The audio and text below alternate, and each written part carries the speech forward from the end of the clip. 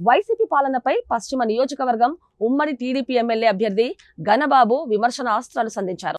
85% ఉద్యోగస్తుల సిపిసి రద్దు అట్టకెక్కించారని విమర్శించారు. జాబ్ క్యాలెండర్లో యువతకు ఉద్యోగ అవకాశాలు ఊసే ఎత్తలేదని విమర్శించారు. ఇచ్చిన హామీలు ఒకటి కూడా నెరవేర్చలేదని మండిపడ్డారు. కూటమి అభ్యర్థుల పంతంలో రాష్ట్రంలో అరాచక పాలనను అంతం చేస్తామన్నారు.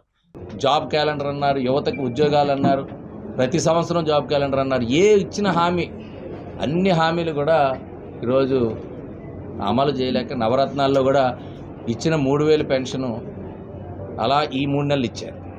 జనవరి, ఫిబ్రవరి, మార్చ్ అంటే గత 4.5 ఏళ్ళు కూడా పూర్తిగా ఏదైతే ఆయన ఇచ్చినటువంటి నవరత్నాల్లో ఉండే హామీలే సంపూర్ణ మద్యపాన నిషేధం కావచ్చు, పెన్షన్ కావచ్చు, ఇవన్నీ కూడా ఏవి కూడా ఆ హామీలు ఏవి నెరవేర్చకపోవటం, పోలవరం ప్రాజెక్టు, రాజధాని విషయంలో కూడా తీవ్రమైనటువంటి నష్టం ఈ రాష్ట్రానికి.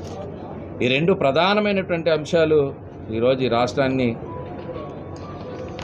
ఆదాయాన్ని సృష్టించేటువంటివి 2 కూడా ప్రభుత్వానికి సంపద సృష్టించేటువంటి కార్యక్రమాల్ని నిర్వీర్యం చేశారు.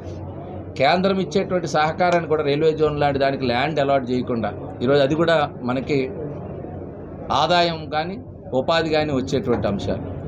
వచ్చిన ఇన్వెస్ట్మెంట్స్ అన్నీ కూడా బయటికి వెళ్ళాయి. కొత్తవి ఏవి కూడా రాష్ట్రం వైపు చూడటం లేదు.